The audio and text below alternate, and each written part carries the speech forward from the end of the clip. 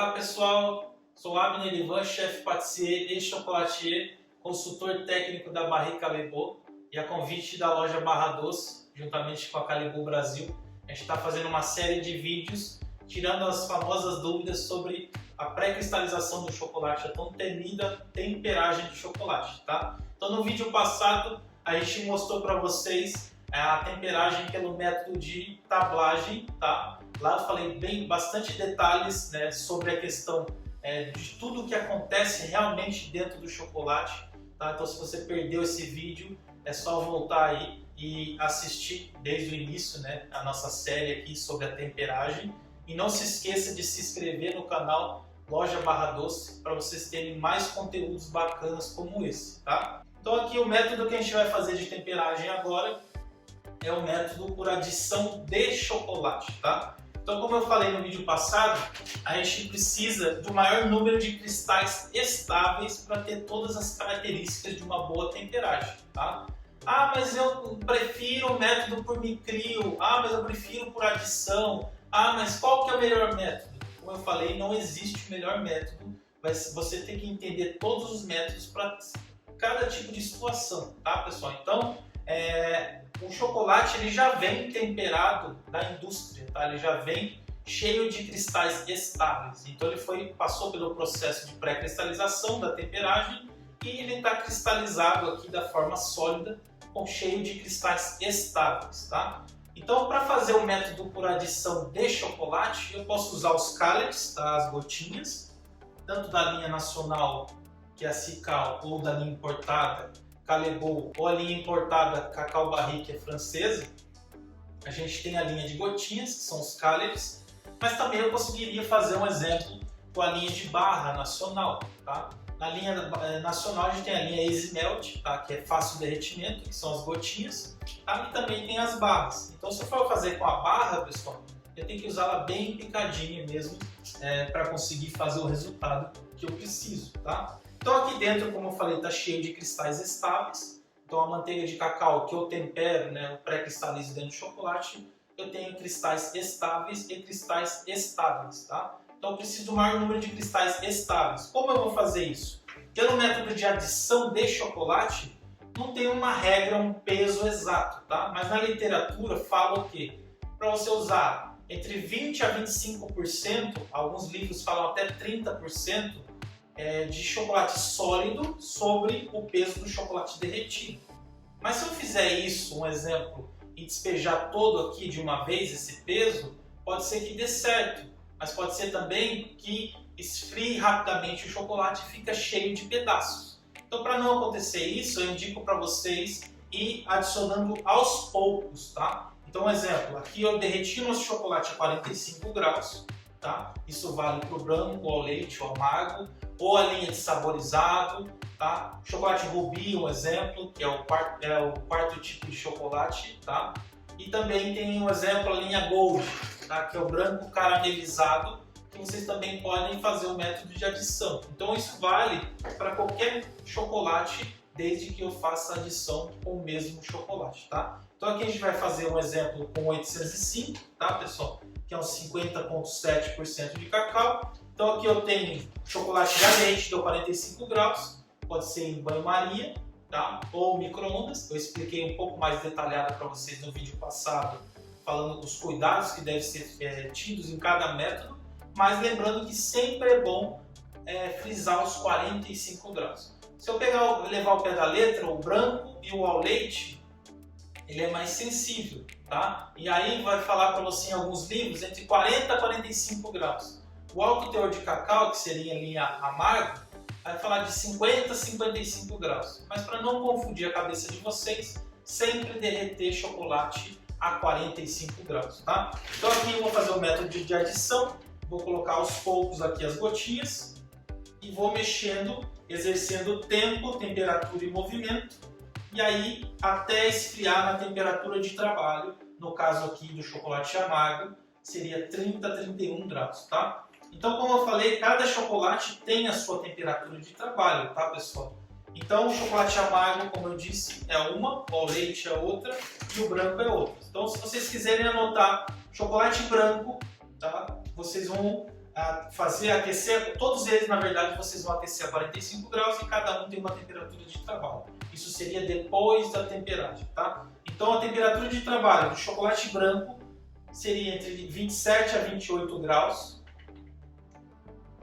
o ao leite 28 a 29 graus e o amargo 30 a 31 graus, tá?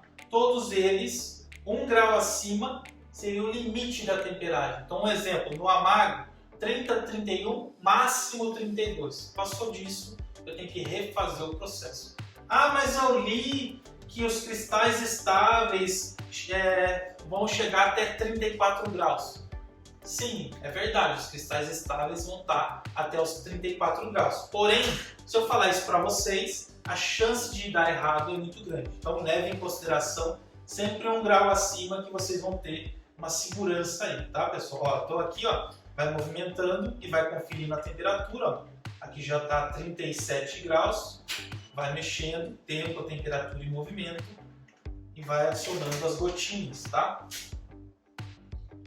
Então, exemplo, chocolate rubi não é a mesma temperatura de trabalho do que o chocolate branco, tá pessoal? É a mesma do ao leite, então é 28, 29, máximo 30 graus. O gold, que é o branco caramelizado, não é sabor caramelo, a mesma temperatura do branco.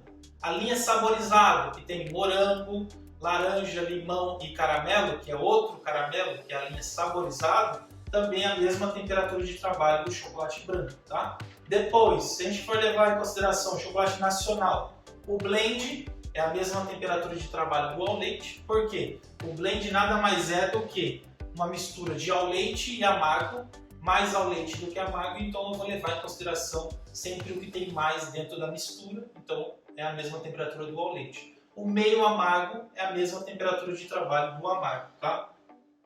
Então aqui a gente vai movimentando até chegar à temperatura de trabalho, tá? Se depois de tudo isso que a gente está vivendo aqui, mostrando para vocês, vocês ainda tiverem dúvida na hora de aplicar esse chocolate, tá? Vocês vão ter uma certa desconfiança no termômetro, porque o termômetro pode falhar também. Se vocês derrubarem, a pilha estiver fraca, se deixar em cima de equipamentos eletrônicos como micro-ondas ou balança, ele pode descalibrar, tá? Então se você tem alguma dúvida, você molhar um pedacinho de papel manteiga e fazer um teste nesse chocolate para ver se ele está com cristais estáveis, se ele vai cristalizar rapidamente, tá? E a ideia seria o quê? Ele não vai ter brilho, mas porém ele vai ter que ficar acetinado sem manchas na superfície. Se tiver levemente umas estrias brancas, pontos brancos, é porque ainda é alta a temperatura, tá? Então sempre eu tenho que exercer em qualquer método de temperagem tempo, temperatura e movimento, tá pessoal? Lembrando aqui que a ideia é fazer essa série de vídeos para vocês realmente entenderem o que acontece dentro do chocolate, tá pessoal? Então vocês vão estar vendo todos os métodos de temperagem. E aí no final a gente vai fazer um tablete de chocolate com castanhas e frutas secas. Está bastante na moda tabletes com porcentagens diferentes, frutas secas, castanhas.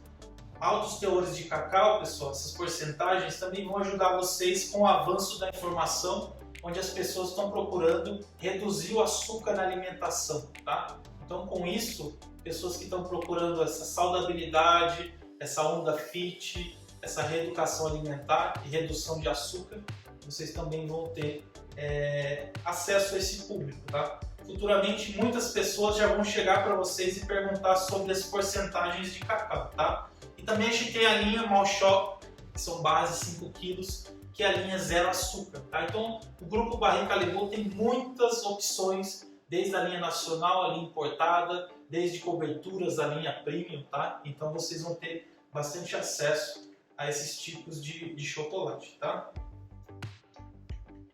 Então aqui, ó, vai chegar um momento, pessoal, que vai ter pedacinhos e a temperatura já vai estar próximo da temperatura de aplicação. Então vocês têm que tomar cuidado em não adicionar muitas quantidades, tá? Para não ter problemas de pedaços de chocolate. Lembrando que sempre a gente tem que movimentar isso, tá? Tempo, temperatura e movimento. Não é só simplesmente derreter o chocolate, deixar ele parado aqui, quando eu chegar, já está na temperatura de trabalho, achar que pode usar, tá? Então, para não ter nenhum tipo de problema, eu tenho que exercer sempre tempo, temperatura e movimento. É claro que alinhado a boas práticas, manipulação, o molde também tem que estar bem limpo, seco, tá? Evitar usar material de limpeza muito abrasivo no molde. Tem que tomar bastante cuidados, que o brilho, pessoal, não está relacionado somente ao molde de policarbonato, tá? E sim a todo um conjunto de fatores, tá? Desde a limpeza do molde, tem que estar bem limpo, seco, sem resíduo de material de limpeza, uma boa temperagem, a cozinha climatizada, o tempo de geladeira, de cristalização e armazenagem, tá? Tudo o brilho vai estar relacionado a tudo isso, tá, pessoal? A chocolateria, pessoal, vai muito além de que somente bombons brilhantes e coloridos no Instagram, tá, pessoal?